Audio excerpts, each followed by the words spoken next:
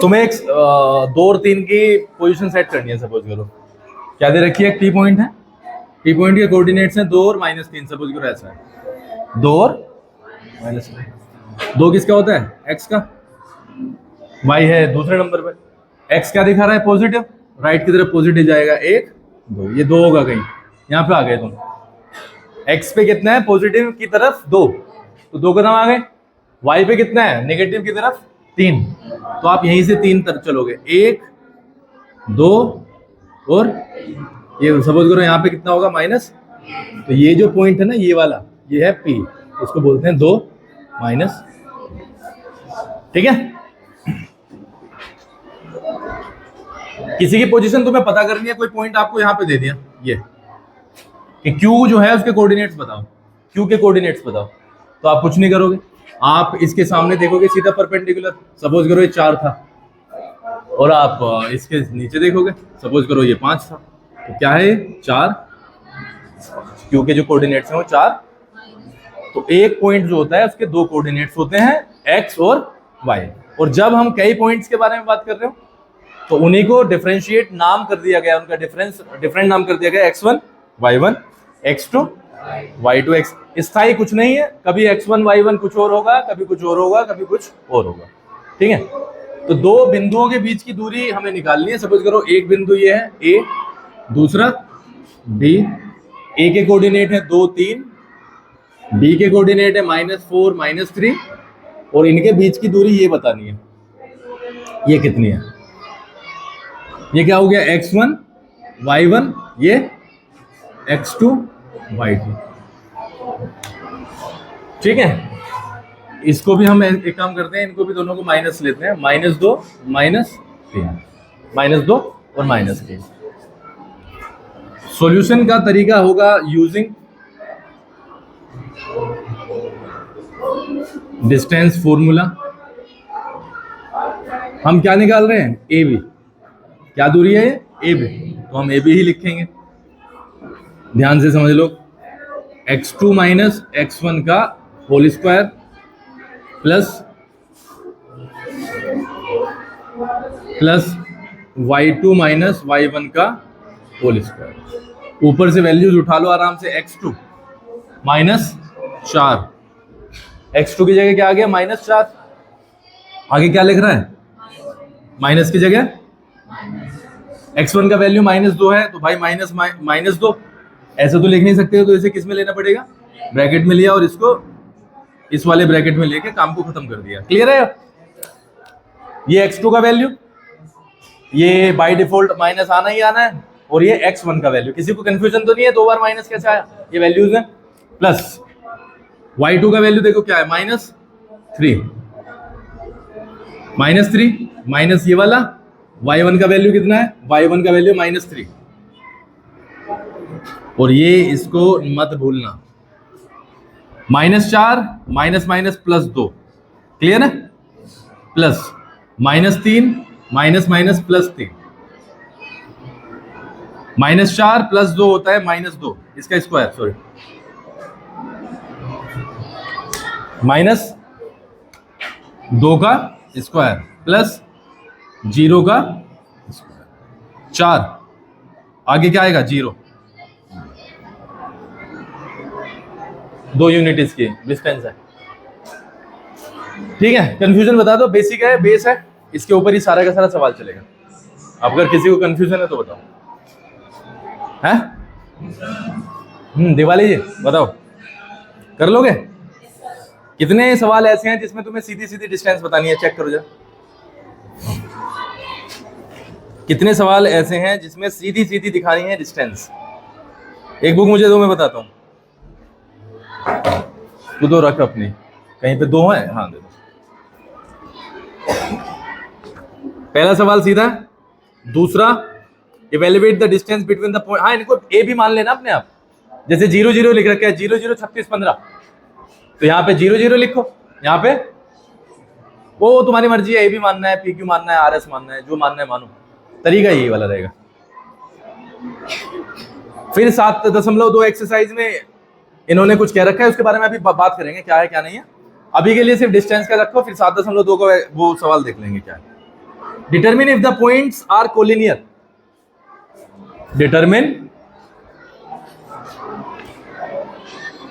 If the points are collinear. Collinear के बारे में बात करें, कोलिनियर कौन से पॉइंट्स होते हैं? कोलिनियर मतलब जो एक लाइन में हो, है ना। अभी बात करेंगे, डिस्टेंस ही निकालनी है।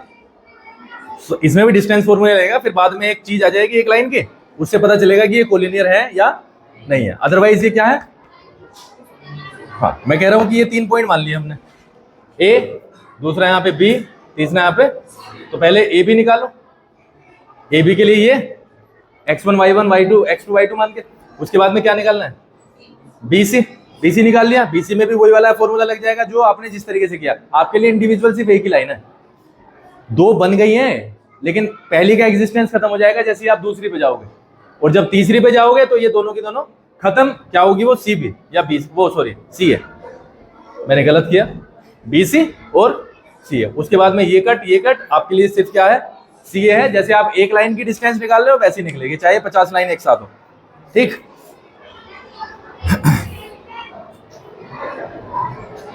whether 5 minus 2 6 4 7 minus 2 are the vertices of an isosceles triangle।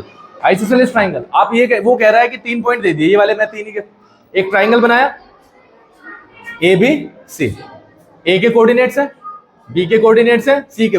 आप इसको चेक करके बताओ कि आइसोसेलेस ट्राइंगल के वर्टिसेस है या नहीं है। आइसोसेलेस ट्राइंगल की प्रॉपर्टी क्या होती है? आइसोसेलेस ट्राइंगल में 2 साइड्स इक्वल होती हैं। तो आपको इसमें भी, इस वाले सवाल में भी, फोर्थ में भी आपको ए बी निकालना है, बी सी निकालना है, और if the 2 sides are equal then you will say yes this is an isosceles triangle. और अगर नहीं है तो आप कह दोगे क्योंकि इसकी तीनों की तीनों साइड अलग अलग आई हैं, तो वो नहीं, ए बी बी सी सी है। सवाल नंबर 5,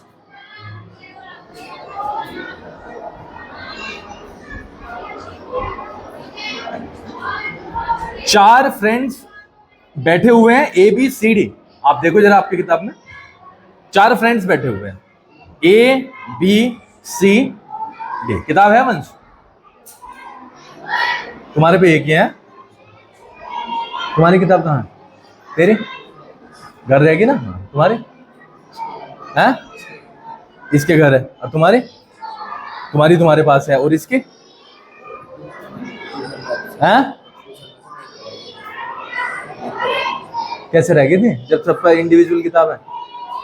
तुम्हारी है, तुम्हारी होगी, बहुत बड़े, तुम्हारे पास है। अरे वाह, अब 5 महीने में ही खो दी। सही है। रूपा Mohini walk into the class and after observing for a few minutes Rupa asked Mohini, don't you think ABCD is a square?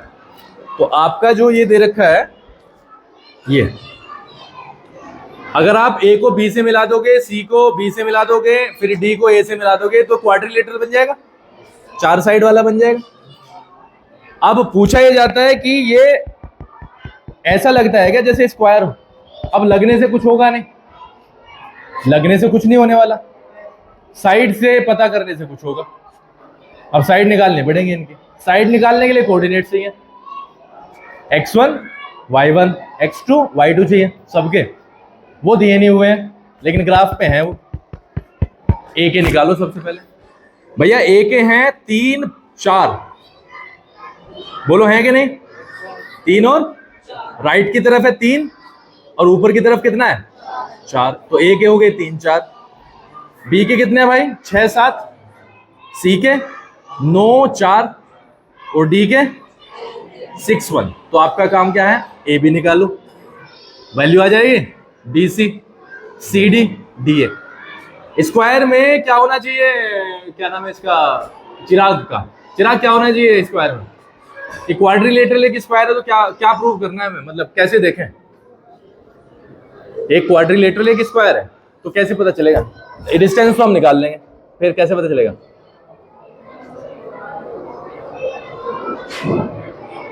नहीं पता, वंश कैसे चलेगा पता? स्क्वायर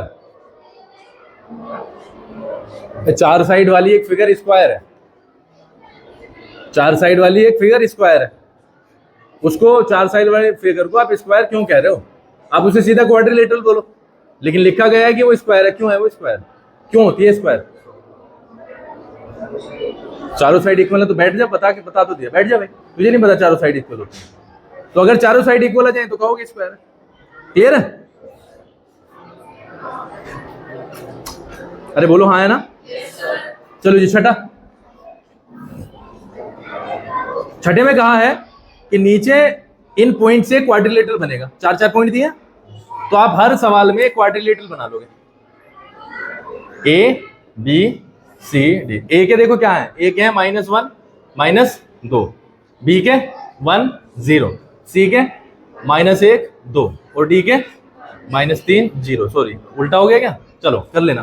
तो हमें क्या करना है, हमें करना है पता कि ये कौन से तरीके का क्वाड्रिलेटरल है, यानी चार साइड वाली जो फिगर है ये कौन सी तरीके की, ये रेक्टेंगल है या ये पैरेललोग्राम है या ये स्क्वायर है या ये रोम्बस है, क्या है ये पता करनी है। अगेन क्या निकालना है, चारों साइड की माप निकालनी है। अब क्वाड्रिलेटरल में तुम्हें पता होना चाहिए कि पैरेललोग्राम की प्रॉपर्टी क्या है, स्क्वायर की क्या है, रोम्बस की क्या है। साइड तुमने निकाल ली, साइड से पता चला कि सामने सामने की दोनों साइड बराबर आई है और जो लेफ्ट और राइट की बराबर, वो सॉरी ऊपर नीचे की दोनों साइड बराबर, लेफ्ट राइट की भी बराबर, तो क्या होगा, वो रेक्टेंगल होगा। रेक्टेंगल से पहले आप उसे ये कह सकते हो कि पैरेललोग्राम है, क्योंकि आमने सामने की साइड क्या आई है, बराबर। अगर वो रेक्टेंगल हुआ तो शायद क्या उसके डायगोनल बराबर आएंगे, रेक्टेंगल के डायगोनल और जी स्क्वायर के भी बराबर होते हैं। इसका मतलब हमें ऊपर वाले सवाल में जिसमें ये ग्राफ वाला सवाल है उसमें डायगोनल भी निकालने पड़ेंगे, रोम्बस के नहीं होते। एक सेकंड सुनो, दोबारा सुनो, हमारे से पिछले, कोई कंफ्यूजन तो नहीं है, पिछले सवाल में ये पूछा गया कि स्क्वायर है या नहीं है, हमने उसकी चारों साइड को बराबर प्रूव करके दिखा दिया।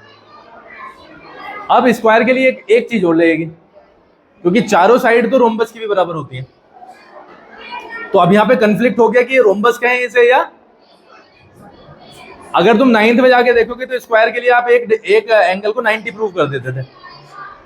तो जैसे ही उस रोम्बस का एक एंगल 90 बना तो वो कंप्लीटली क्या हो गया, स्क्वायर हो गया।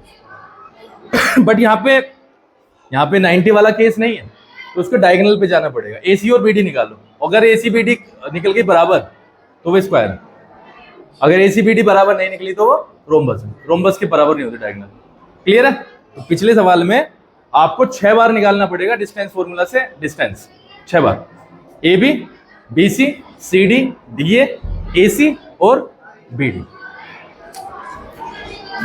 5वें सवाल में जैसे हमने कहा कि रेक्टेंगल है या क्या है, रेक्टेंगल की प्रॉपर्टी क्या है, आमने सामने की साइड्स बराबर, रेक्टेंगल के डायगोनल बराबर। तो इसमें भी क्या निकालने पड़ेंगे, सारी चीजें आपको देखनी पड़ेंगी और इस हिसाब से चेक करना पड़ेगा कि ये कौन सा है।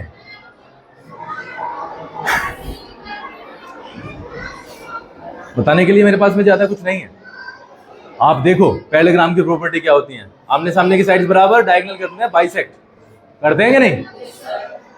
रेक्टेंगल की मैंने बता चुका, रोम्बस चारों साइड बराबर, स्क्वायर चारों साइड बराबर, डायगोनल्स भी बराबर, यही है बस।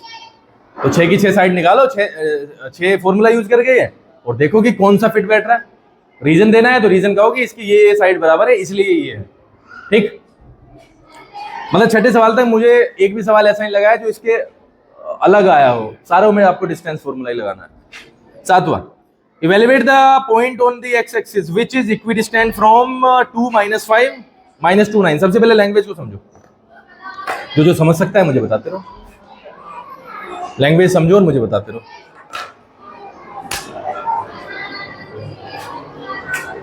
सक्षम,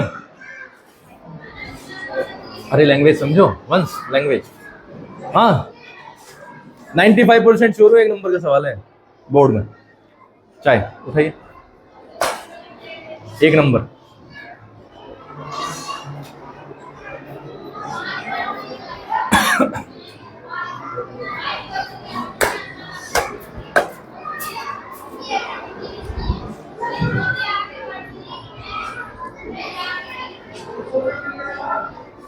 कुणाल जी आया कुछ समझ लैंग्वेज? हाँ जी विक्रांत जी, समझ में आया लैंग्वेज? नहीं आया तो फिर सवाल कैसे होगा, सवाल में तो कुछ रखा नहीं, लैंग्वेज में ही है बस। सिर्फ लैंग्वेज है, भाषा को समझ लो एंड डन, कुछ भी नहीं है फिर सवाल में। चलो जी 20 सेकंड लास्ट है, फिर समझाते हैं।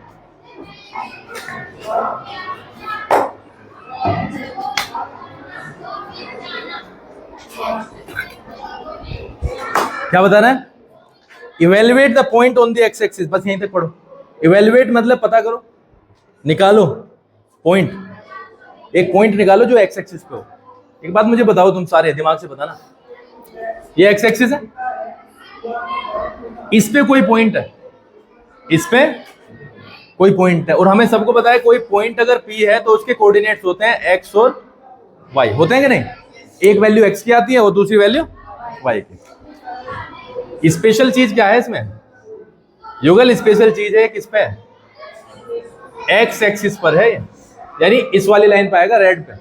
अब अगर रेड पे आएगा तो ये तो मामला चलेगा, ये जीरो से पॉजिटिव भी चलेगा, जीरो से, पर क्या अगर तुम्हें रेड पे रहना है, क्या वाई चलेगा? क्या नहीं चलेगा। ध्यान रखना, एक्स एक्सिस पर वाई की वैल्यू, वाई कोऑर्डिनेट जीरो रहेगा।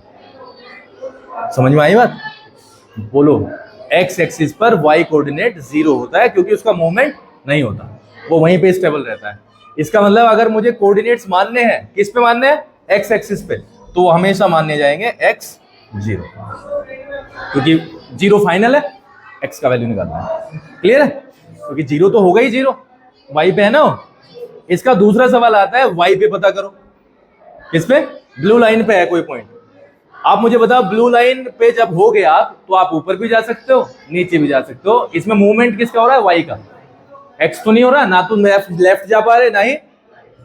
तो वाई कोऑर्डिनेट, जो वाई एक्सिस पे एक्स कोऑर्डिनेट जीरो होता है, तो वाई अगर वाई पे है तो वो माना जाएगा जीरो वाई। याद रहेगा, कोई कंफ्यूजन नहीं है। एक्स पे वाई जीरो होता है, वाई पे एक्स जीरो होता है। क्लियर है? एक वर्ड समझो, इक्विडिस्टेंट। इक्विडिस्टेंट, मैं यहां पे खड़ा हूं, मेरी और दीपाली की सपोज करो डिस्टेंस 5 मीटर है, मेरी और अनंत की डिस्टेंस भी 5 मीटर है, इसको बोलते हैं इक्विडिस्टेंट। इक्विडिस्टेंट मतलब बराबर दूरी पर, ए बी मेरे कोऑर्डिनेट्स हैं, दीपाली के कुछ कोऑर्डिनेट्स हैं और अनंत के कुछ कोऑर्डिनेट्स हैं। अब प्रूव करो कि ये इक्विडिस्टेंट है, तो आप ए बी निकालोगे और आप ए सी निकालोगे।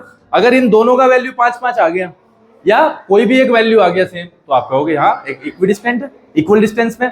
और अगर नहीं आया तो आप नोट कर दोगे नो। क्लियर है? 2 पॉइंट है, 2 पॉइंट है, कहीं पे भी हो सकते हैं। अच्छा एक और चीज, पिछले वाले में आओ, हमारे वाले में जब आप इसको वैल्यू में रखोगे और इक्वेशन बनाओगे, तो मैं ए बी और सी नाम दिए, तो कंडीशन तो उन्होंने दे दी थी इक्विडिस्टेंट। इक्विडिस्टेंट का मतलब उन्होंने दिया इसकी जो दूरी है, ये वाली दूरी इज इक्वल टू दिस दूरी, यानी A B is equal to A C. यही तो है ना, A B is equal to.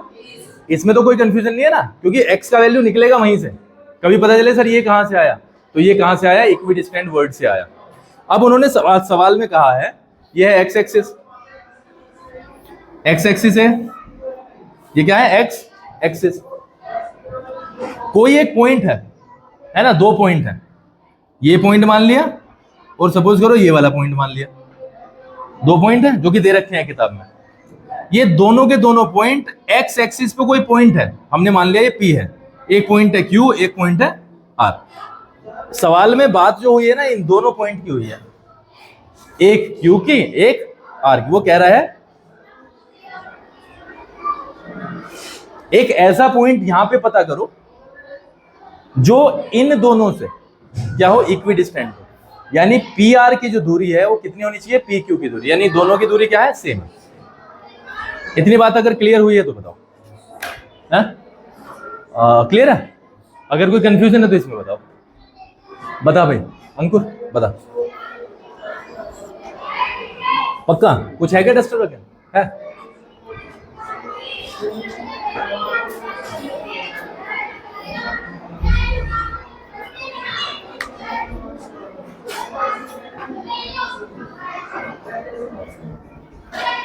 अगर किसी को कुछ भी दिक्कत है तो भाई बता दो, दोबारा समझा दूंगा मैं। देखो लैंग्वेज का सीधा तरीका है, हमें जो दे रखे हैं पी दे रखा है, पी कितना है? 2 - 5, 2 - 5, और Q को मैं मान लेता हूं, Q है -2 9, -2 और 9। हमने मान लिया कि रिक्वायर्ड पॉइंट R है। Let the required point be R which is on the x axis. Let the coordinates of point R be x 0. ठीक है। अब मैं अगर ये डायरेक्ट लाइन लिखता कि मान लिया कि R के कोऑर्डिनेट्स कितने हैं x 0, तो आप तो कहते कि सर x को तो x मान लिया, y को y क्यों नहीं माना? पिछले बोर्ड में एक्सप्लेन कर दिया। x एक्सिस पे y कोऑर्डिनेट क्या होगा? 0 होगा। ठीक है, हमें चेक क्या करना है? अगर मैं इसको फिगर में लूं, ये x एक्सिस है, मैंने इसे r मान लिया, ये कोई पॉइंट p होगा, ये कोई पॉइंट q होगा, इक्विडिस्टेंट है तो ये वाली डिस्टेंस इज इक्वल टू ये वाली डिस्टेंस। गिवन क्या है? अगर हम देखें, चेक क्या करना है? चेक करना है P R is equal to R Q. ये है या नहीं है? ये है या नहीं? तो आप सबसे पहले एक काम करते हैं, हम निकालते हैं P R using distance formula. P R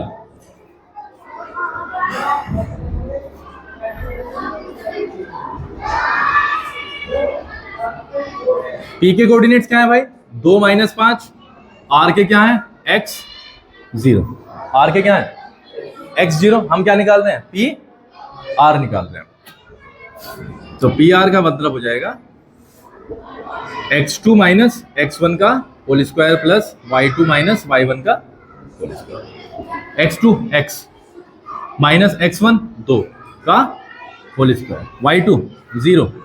ये क्या है? Minus minus plus. डायरेक्ट हो गया, कोई दिक्कत तो नहीं है? माइनस तो यहाँ पे पहले ही आ रहा था और आपको ये पहुंचाना है ब्रैकेट में। ब्रैकेट ओपन करोगे तो माइनस प्लस हो जाएगा, डायरेक्ट हो गया प्लस का। तो कितना हो गया भाई? इसको तो खोलना पड़ेगा। a square plus b square -2ab यानी कि 4x। यहां तक कोई दिक्कत तो नहीं है? प्लस 25, तो ये हो गया x स्क्वायर -4x प्लस 29। ये वैल्यू आई है तुम्हारी। ये किसकी वैल्यू आई है? पी आर की वैल्यू आई है। क्लियर है यहां तक? अब हमें दूरी निकालनी है क्यू आर की। ये दिक्कत है कुछ? समझ में आ रहा है ना? ये पिक्चर तो समझ में आ रही है ना? ये आर पॉइंट है हमारा, ये पी और ये, तो इसको तो हम निकाल चुके, ये इतना आ गया। इसको निकालना है और गिवन हमें पता है क्या है? गिवन क्या है? गिवन है P R is equal to Q R. क्यों? क्योंकि वो इक्विडिस्टेंट है दोनों। क्यू आर निकालो।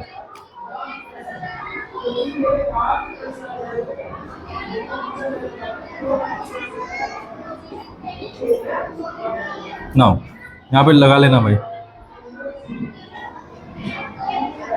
क्यू के क्या है? क्यू के हैं -2 और आर के हैं x 0। x2 है x x2 -x1 क्या है? -2 का मतलब +2। क्लियर है यहां तक? का स्क्वायर प्लस y2 है 0 और माइनस का 9 का स्क्वायर। यहां तक किसी को confusion? x square a square plus b square plus 2ab 2 into a 2x b 2 दूनी 4x प्लस 81। कितना हो गया भाई? x square plus 4x plus 85 85। यहां तक क्लियर? अब हम चलते हैं given. Now P R is equal to Q R. क्या है? पी आर का वैल्यू डालो। पी आर का वैल्यू है x square minus 4x plus 29, और ये बराबर x square plus 4x plus 80। दोनों तरफ स्क्वायर है, कट जाएगा, हट जाएगा। अगर मैं दोनों तरफ का स्क्वायर, वो सॉरी रूट है, अगर मैं दोनों तरफ का स्क्वायर कर दूं तो दोनों का हट जाएगा। लेफ्ट का और राइट का जो वो था, वो क्या कहते हैं, रूट, वो खत्म हो गया, क्योंकि इधर भी चढ़ा हुआ है और उधर भी चढ़ा हुआ है। तो क्या किया,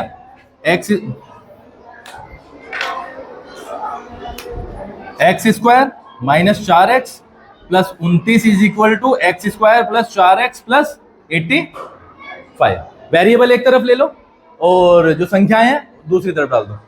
x square minus 4x minus X square minus 4x, clear है? X square minus 4x minus X square minus 4x बराबर 85 माइनस 29, कट गया, माइनस 8x, 15 में से 9 गए 6, 7 में से 2 गए 5, 56 वैल्यू आया। एक x का वैल्यू आ जाएगा माइनस का 7, माइनस का, चेक करना, -70 आ रहा होगा, -70 आ रहा है, ठीक है? बस x का वैल्यू इसमें डाल दो जो माना था। x का वैल्यू कहां पे जाएगा, यहीं पे जाएगा ना, कोऑर्डिनेट होंगे -7।